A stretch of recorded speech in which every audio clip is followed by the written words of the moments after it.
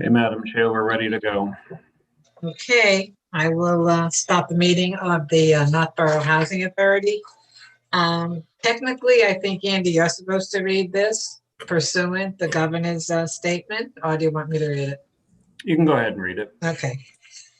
Pursuant to Governor Baker's March 12, 2020 order suspending certain provisions of the open meeting law, general laws, chapter 30A, section 1B, and the governor's March 15, 2020 order imposing strict limitation on the number of people that may gather in one place. The meeting of the Housing Authority will be conducted by remote participation. No in-person attendance by members of the public will be permitted. And with that, I will open the meeting and I will call the meeting to order. I know we're still waiting for Brad, so I think I'll wait a second before we review. As a matter of fact, why don't we review the minutes and then I'll call for a motion. Still haven't seen them yet. Not yet. He's not coming in yet. He's- All right, so then I think everybody has had hopefully a chance to review the minutes, and if so, I need a motion for approval. Elaine Solomon, so moved. Thank you, and I need a second. Ray Carlson, second. Thank you. Any questions? If not, all in favor? Ray Have Carlson, to state aye. your name, please. Ray Carlson, aye. Elaine Solomon, aye. Andy Dowd, aye. Rita Rosebon. All in favor? Motion passes. The next on the agenda is the report of the executive director. So I did just hear again from Brad, and he did say just start without him, so must be having trouble getting on. So okay. So let's see. Let me grab my report here.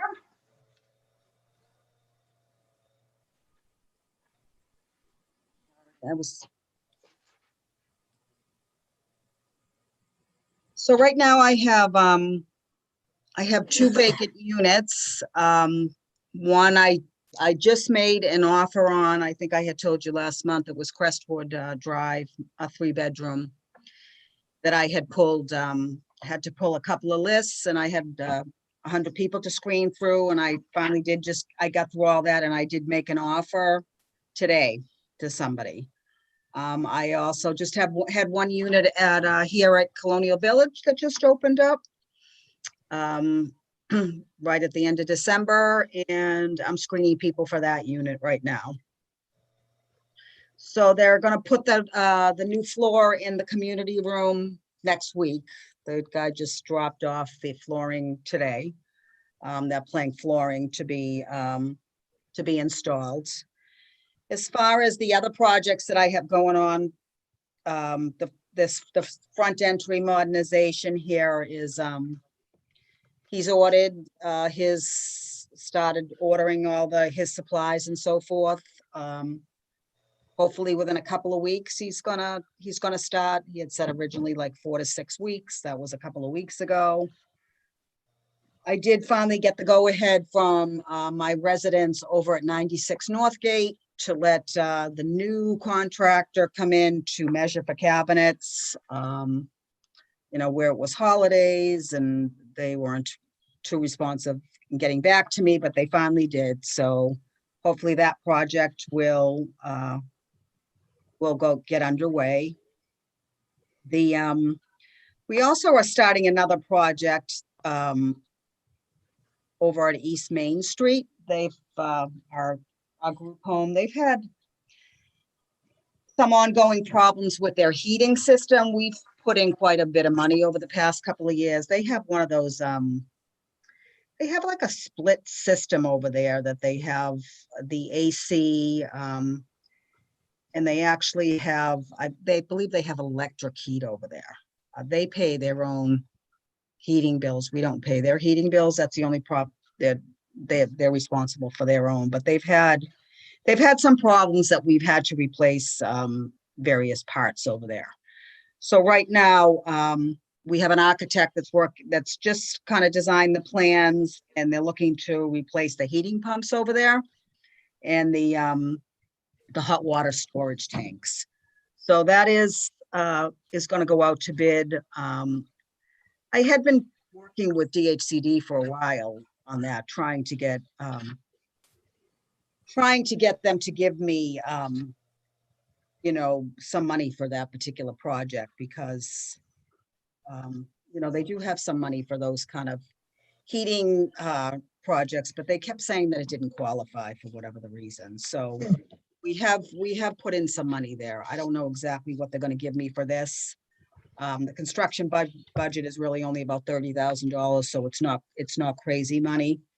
But for a while there's 2 floors, so there's 4 bedrooms on each floor, so they have a 2-part system over there, and it just seems like it's always one or the other. And we have replaced various things over there, so that is going to get going also.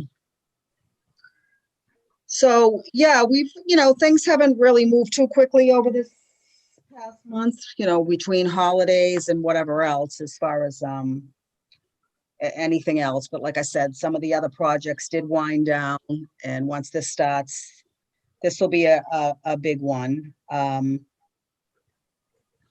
for us to get going. So I think I sent over, they did approve my contract. I didn't end up officially getting anything from Rick, but I sent it in without it. I sent in the original agreement that we had, and they did sign off on it. And at this point, they're still working on my audit. That AUP audit is still being done virtually. They just keep asking me for more things, but they haven't officially finished it yet. And I'm trying to think of what else. I did have one thing that I did want to, at the end of the year, I always try to go through and look at my outstanding, anything that shows on from my accounts receivable for tenant rents that's not on a repayment agreement. So there's some people in the housing authority that are on repayment agreements for various reasons. And then sometimes there's money on there that doesn't get collected for when somebody vacates and for whatever reason doesn't pay or whatever else. So I have one person on here that I need to charge off at the end of the year. It was an elderly tenant that lived in one of my elderly apartments, left in the middle of the month and never paid the rent. Been gone for close to a year now. $660. The accountant automatically charges it off after a certain amount of time. But I'm supposed to get a board vote to have it officially charged off on our end. So a lot of times I take people, when I can find them, I take people to small claims court. Once they vacate, there's nothing that the regional attorney or once they vacate, the housing authority officially can't do anything else to go after tenants. But I can, and I have gone after some people with small claims court and have gotten money, in Westboro. But this particular man, I couldn't locate when he left. So he left owing one month's rent in the amount of $660. So I need a motion for that. I need a motion to charge off one elderly rent for $660. Okay, we have a motion. Andy, I'm sorry, did you say that? Andy's muted. Okay. I did not, but I Second. will. So moved. I'm not getting all the sound. Andy, did you make the motion? Yes, so moved to waive the, what's the appropriate terminology, charge off that amount. Charge it off. Okay. Thank you. And Elaine, did you just make the second? Second. Oh, Yeah. I'm sorry. I thought you did. Okay. That's Sorry. okay. Okay, any other questions? It's a charge off on the Housing Authority. Any questions? If not, I'll ask unanimous. Does any, yeah. Are we done? This is my question. So I'm gonna say everybody in favor? Ray, I'm assuming everybody is saying aye. Yeah. Okay, Lynn, by the names, and all in favor, aye, and it's unanimous. Yeah, I can also, I actually was gonna send it. I can send you guys a copy of my I'll send it over next month of my aging summary report, which shows you can see, you can take a look at it this way. You'll have a better understanding of how that works. Like I said, there's some people on here that you'll see with balances, and basically every month, I shouldn't say every month, every quarter, when we submit operating statements to DHCD, they call this the TAR report, which is tenants account receivable. A copy of this also goes into DHCD, which the accountant puts into the system, which certifies, and they ask basically who's on agreements, was it fraud, or was it just unreported income? So you'll see that there are other people on this report. So only when I charge somebody off, it's only for money that's uncollected, but there are others on here that have balances that generally are paying on the monthly or on certain agreements with the housing. So I'll send you guys a copy of that so you can take a look at it and better understand it. So we turn that goes in with the operating statements, like I said, 4 times a year. Overall, this housing authority does pretty well with, with uncollected. We don't carry generally too many people that don't, pay their rent. So there's not really a whole lot going on other than that. Like I said, with last month being the holidays, and it's still everybody's from Boston is still working remote. Yesterday, the other day I did my a Southborough audit. That was the other type of audit, a PMR, which is the maintenance and performance. And, they asked a lot of questions, really, how we were, how the housing authority was functioning with COVID. I was shocked to hear that saying apparently a lot of housing authorities are still only doing emergency work orders. I mean, I don't know how they possibly do that. I would think that anything that would be routine would be an emergency by this point, but so yeah, still kind of keeping everything closed down the same way that we were, and but knock on wood, overall everybody's been healthy and continued to be working, and our business is still going on, and I think we'll still continue with some of these projects, and hopefully eventually we'll get a little more normalcy back in the offices and stuff. But anyway, like I said, I'm kind of glad that we're able to keep going the way that we're going, and we really haven't been affected too much. So rent redetermination paperwork is Julie just prepared it today. That's going out. It went out. It went out. Okay, they dropped them off to you guys. Yeah. Yep. So that will keep the office. That keeps the office pretty busy for the next couple of months. We're still doing those. Those are all the elderly are done for April 1st. All of the families are done in accordance to the yearly anniversary dates. So they're done at at separate times.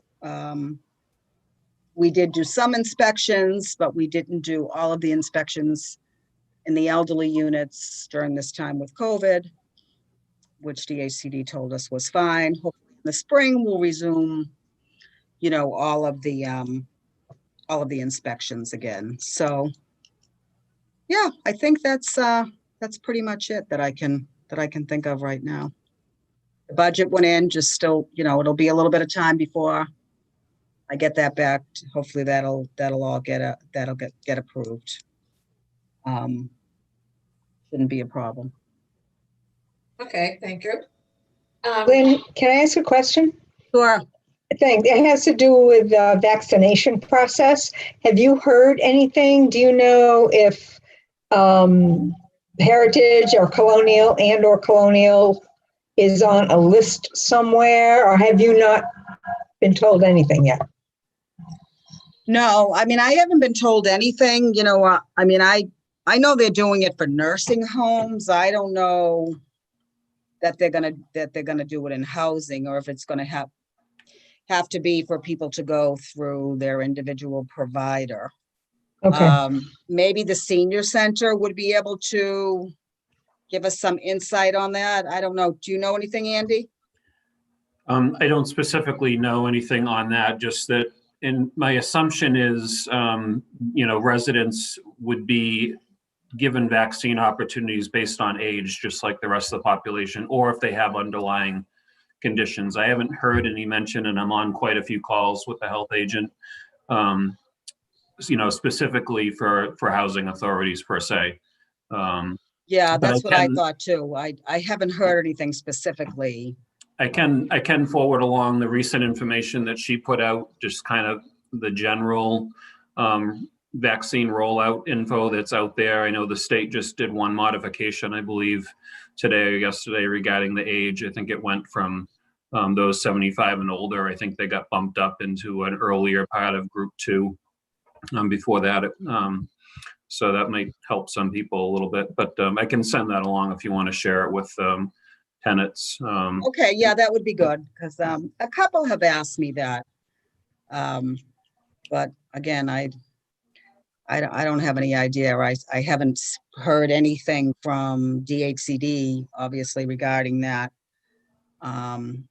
or from anybody else at this point. I was thinking maybe when it got a little further along, that it might be, certainly would be nice if they could offer something like that. Certainly would be helpful for sure, but. Yeah, a couple people have asked me and I'm like, I have no idea, Yeah, so I'll get Andy's information and, Okay. yeah, and I can, I think if there was anything that I would have heard either from DHCD or other directors, I don't believe there's anything at this point, but I certainly will Okay, keep my eyes and ears open for anything that I hear. thank you. Okay, with that, we're going to go on. Lynn, I had a question. The next part of the agenda is the capital projects and payments, but I didn't see the capital projects. So Yeah, I don't have anything to be voted on, so. Oh, okay. Sometimes I have, things to be voted on, so I just kind of lumped it all with my report. Oh, okay. Okay. I wasn't sure. I thought maybe. Yeah, I might don't have lost any something. payments or any contracts or anything this month at this point. Okay. All right, but you did send out a list of the bills for everybody to review. And we need to have a motion on that. And if everybody has had a look at the bills, I will take a motion and then we can discuss it. I need a motion to accept the payments for, looks like month of December through January 31st. So moved. Second, Who said, I'm sorry, Ray, was that you? Yes. I'm sorry. Okay, Ray made the motion, Elaine I made the second. second? Yeah. Okay. Does anybody have any questions looking at the warrant? Are there any questions that you'd like to ask Glenn?